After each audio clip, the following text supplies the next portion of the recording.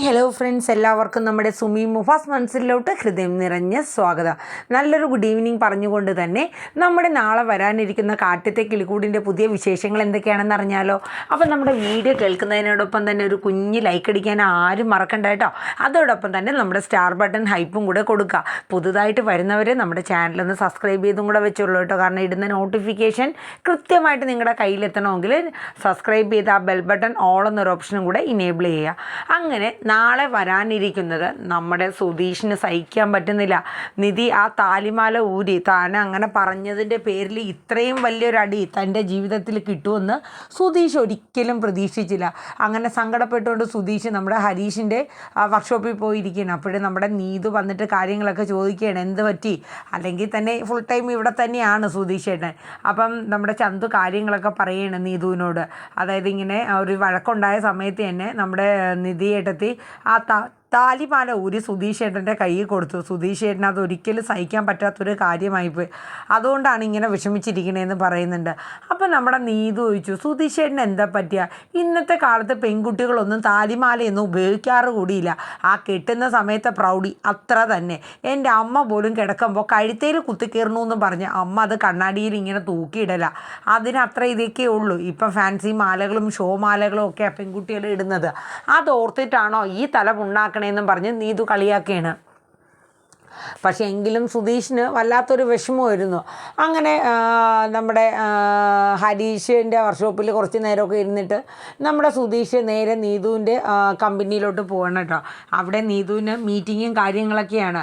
അതായത് അവിടെ മറ്റേ സിദ്ധാർത്ഥ സാറും അവരെല്ലാവരും കൂടെ ചേർന്നിട്ട് എന്തൊക്കെയോ മീറ്റിങ്ങും കാര്യങ്ങളൊക്കെ ചെയ്യുന്നുണ്ട്. ഓരോ സ്റ്റാഫിനെയും അപ്രീഷിയേറ്റ് ചെയ്യുന്നുണ്ട്. അവരവർ ചെയ്യുന്ന വർക്കിൻ്റെ ആ ഒരു ഇതെടുത്തിട്ട് ഇങ്ങനെ നല്ല ഇത് പറയുന്നുണ്ട്, അഭിനന്ദനങ്ങളൊക്കെ പറയണം. അക്കൂട്ടത്തിലാണ് നിധിയുടെ വർക്കിനെ കുറിച്ചും പറഞ്ഞത്. നിധി ചെയ്ത ആ ഒരു പ്ലാൻ വളരെ നന്നായിട്ടുണ്ട്.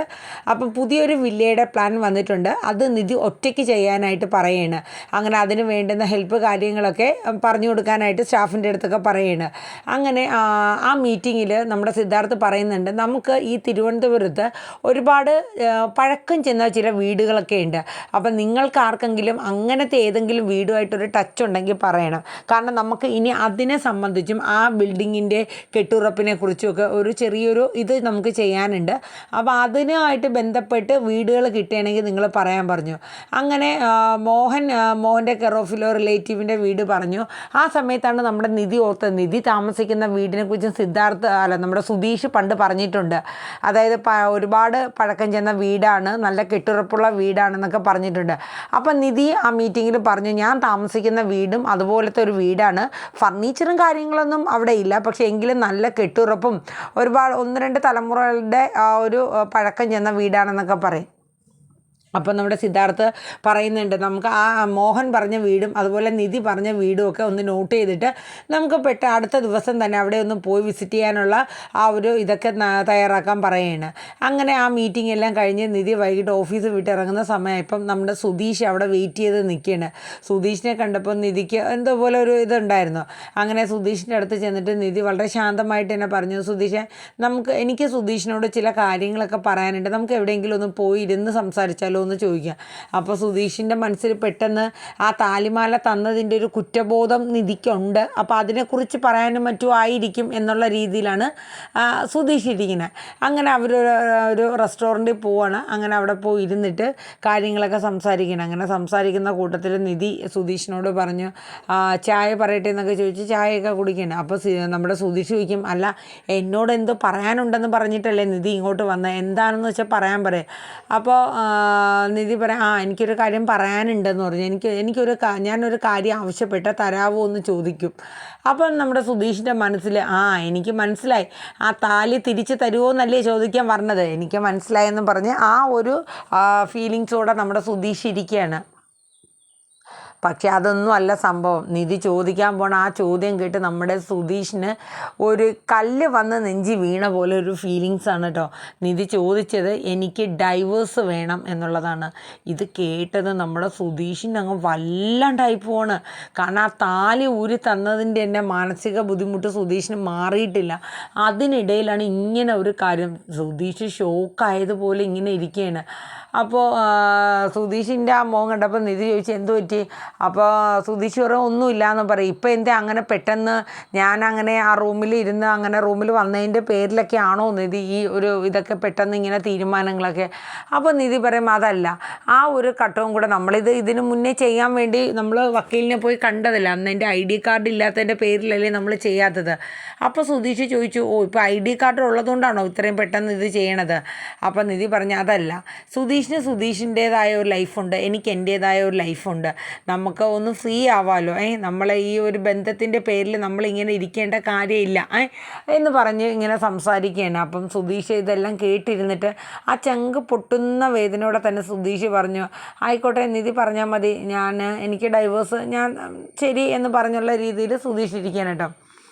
പക്ഷേ പിന്നെ സുധീഷ് വീടെത്തുന്നവരെ എന്തൊക്കെയാണോ ആലോചിച്ച് കൂട്ടിയെന്നറിയില്ല. കാരണം പല ചിന്തകളായിരുന്നു നമ്മുടെ സുധീഷിൻ്റെ ഉള്ളിൽ.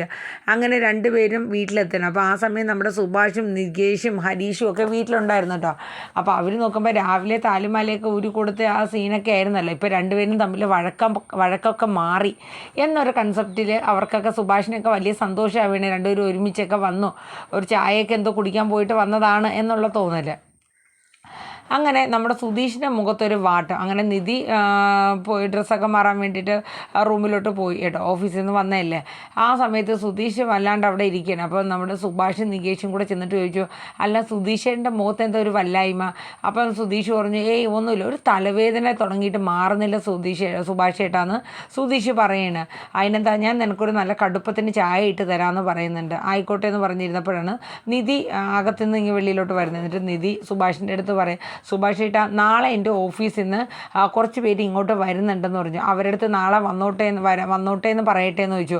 അതിനെന്താ മോളെ അവരോട് വരാൻ പറയുക, നാളെ എന്തായാലും നമുക്ക് എന്തെങ്കിലും സ്പെഷ്യലായിട്ട് അവർക്കും കൂടെ കണക്കാക്കി ഫുഡ് ഉണ്ടാക്കാം.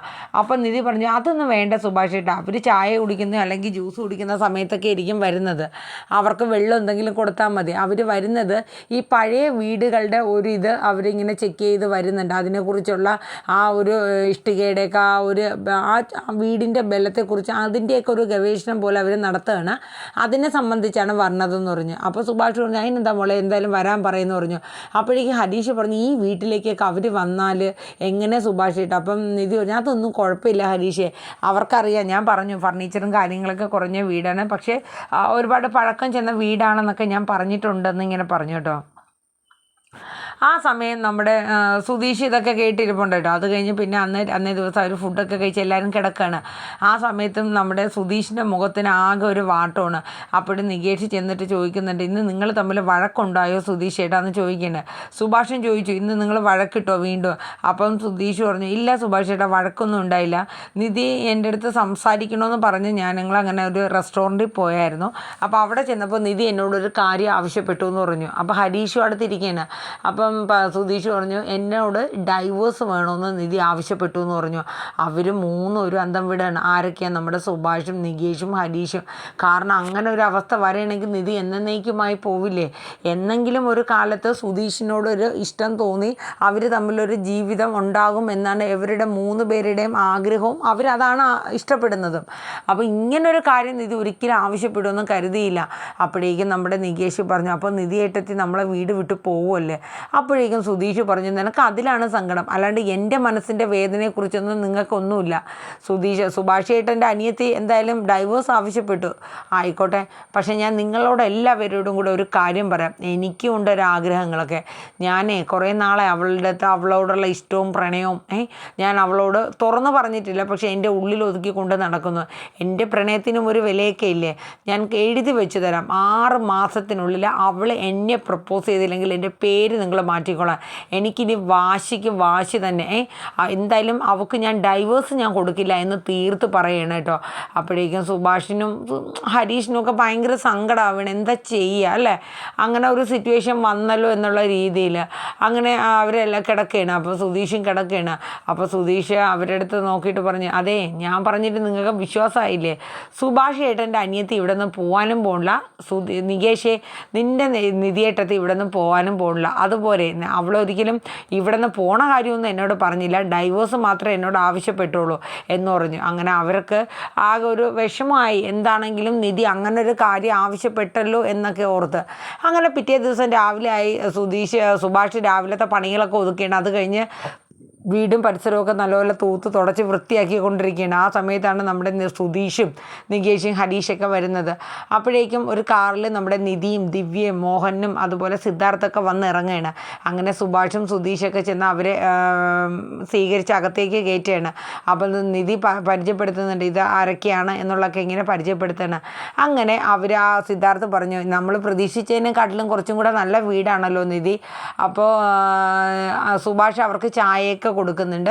എന്നിട്ട് സുഭാഷ് അവരുടെ അടുത്ത് സിദ്ധാർത്ഥുമായിട്ട് സംസാരിക്കുന്നുണ്ട്. അതായത് ഇത് ഞങ്ങളുടെ മുത്തശ്ശൻ്റെ മുത്തശ്ശൻ പണിത വീടാണ്. 3 തലമുറയോളം ഈ വീട്ടിൽ കഴിഞ്ഞിട്ടുണ്ട്. ഞങ്ങളിതിൻ്റെ പഴമ നഷ്ടപ്പെടാതിരിക്കാൻ വേണ്ടിയിട്ടാണ് ഇപ്പോഴും പൊളിച്ചു പണിയാത്തത് എന്നൊക്കെ പറയുന്നുണ്ട്. അപ്പോൾ സിദ്ധാർത്ഥ് പറയുന്നുണ്ട് എന്തായാലും നല്ല ബലമുള്ള വീട് തന്നെയാണ് എന്നൊക്കെ ഇങ്ങനെ പറയണം. ആ സമയത്ത് സിദ്ധാർത്ഥ് ഓരോ കാര്യങ്ങൾ നിധിയായിട്ടൊക്കെ സംസാരിക്കുന്നുണ്ട്. അപ്പോൾ സിദ്ധാർത്ഥ് പറയുന്നുണ്ട് എനിക്കിതിൻ്റെ ചുറ്റും പരിസരമൊക്കെ ഒന്ന് കാണാൻ പറ്റുമോ എന്ന് ചോദിക്കുന്നുണ്ട്. അപ്പോൾ സുധീഷിനോട് പറയും. സുധീഷ് അതൊക്കെ കൊണ്ട് സിദ്ധാർത്ഥിന് കാണിച്ചു കൊടുക്കാനായിട്ട് പറയണം. അങ്ങനെ സുധീഷ് എല്ലാം കാണിച്ചു കൊടുക്കണം. അത് കഴിഞ്ഞിട്ട് പിന്നെ നിധി വന്നിട്ട് അകത്ത് വന്നിട്ട് സിദ്ധാർത്ഥിൻ്റെ അടുത്ത് പറയും അവിടെ മറ്റൊരു റൂമും കൂടെ ഉണ്ടെന്ന് പറയാം. അങ്ങനെ ആ റൂമൊക്കെ കാണിച്ചു കൊടുക്കുകയാണ്. അത് കാണാൻ വേണ്ടി ദിവ്യയും സിദ്ധാർത്ഥൊക്കെ പോകുന്നുണ്ട്. എന്നിട്ട് സിദ്ധാർത്ഥും നമ്മുടെ നിധിയും ഒരുപാട് സംസാരിച്ചൊക്കെ നിൽക്കുകയാണ്. അങ്ങനെ സംസാരിച്ചു കൊണ്ട് നിൽക്കുന്ന സമയത്ത് അത് നമ്മുടെ സുഭാഷ് ശ്രദ്ധിക്കുന്നുണ്ട്. സുധീഷിനാണെങ്കിൽ ദേഷ്യം വന്നിട്ട് പാടില്ല. സിദ്ധാർത്ഥും നിധിയും കൂടെ അങ്ങനെ അടുത്ത് നിന്ന് സംസാരിക്കുന്നതൊക്കെ കണ്ടിട്ട് അങ്ങനെ സുധീഷിന് ഭയങ്കര വിഷമമാവേണം കേട്ടോ, സിദ്ധാർത്ഥുമായിട്ടുള്ള നിധിയുടെ ആ സംസാര രീതിയൊക്കെ കണ്ടിട്ട്. നമ്മുടെ ദിവ്യ നിധിയോട് ചോദിക്കുന്നുണ്ട് അല്ല ഈ വീട്ടിലെ റിലേറ്റീവ്സുമായിട്ട് നിധിക്ക് എന്ത് ബന്ധമാണെന്ന് ചോദിക്കുകയാണ്. അപ്പം നിധി പരിചയപ്പെടുത്തണം. അപ്പോൾ സുധീഷിനെ പരിചയപ്പെടുത്തേണ്ടത് എൻ്റെ കസിനാണെന്ന് പറഞ്ഞാണ് സുധീഷിനെ പരിചയപ്പെടുത്തുന്നത്. ശരിക്കും പറഞ്ഞാൽ സുധീഷിന് അതൊരു വല്ലാത്ത വിഷമമായി പോവുകയാണ് കേട്ടോ. കാരണം നിധി അങ്ങനെ പറഞ്ഞു ഇത്രയും നാളും എൻ്റെ ഭർത്താവ് എന്ന ഒരു ലേബലിലാണ് നിധി പറഞ്ഞുകൊണ്ടിരുന്നത്. അങ്ങനെ ആകെ ഒരു വിഷമത്തിൽ സുധീഷ് നിൽക്കുകയാണ്. അങ്ങനെ അവർ ആ വീടൊക്കെ കണ്ടിട്ട് അവിടെ നിന്ന് പോവാണ്. അപ്പോൾ അവർക്ക് എന്തായാലും വന്ന് ഒരുപാട് ഇഷ്ടപ്പെടുകയൊക്കെ ചെയ്തു. ആ ഒരു സീനൊക്കെയാണ് നാളത്തെ എപ്പിസോഡിൽ വരുന്നത്. അപ്പോൾ എല്ലാവരും നമ്മുടെ ഈ ഒരു വീഡിയോസ് കേൾക്കുക, ഇഷ്ടപ്പെട്ട് കാണുമെന്ന് കരുതുന്നു. നിങ്ങളുടെ അഭിപ്രായങ്ങൾ കമൻറ്റ് ബോക്സിൽ രേഖപ്പെടുത്തണം കേട്ടോ. ലൈക്ക് അടിക്കാനും ഹൈപ്പ് ചെയ്യാനും ആരും മറന്നു പോകരുത്. അപ്പോൾ നല്ലൊരു ഗുഡ് ഈവനിങ് പറഞ്ഞുകൊണ്ട് തന്നെ നമ്മുടെ കാറ്റത്തെ കിളിക്കൂടിൻ്റെ നാളത്തെ എപ്പിസോഡ് പ്രൊമോ ഇവിടെ വൈൻഡപ്പ് ചെയ്യാണ്. Tata, bye bye, take care, thank you.